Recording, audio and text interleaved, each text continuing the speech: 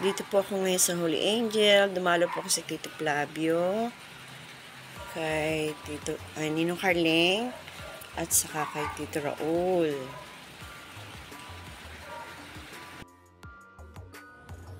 Hello, Maring Susi. Hindi pwedeng hindi ako dumalo sa'yo. Magagalit ka sa akin. Dito kami ngayon sa dito, ayan, sa De Castro family. Ang ganda din sa malayo.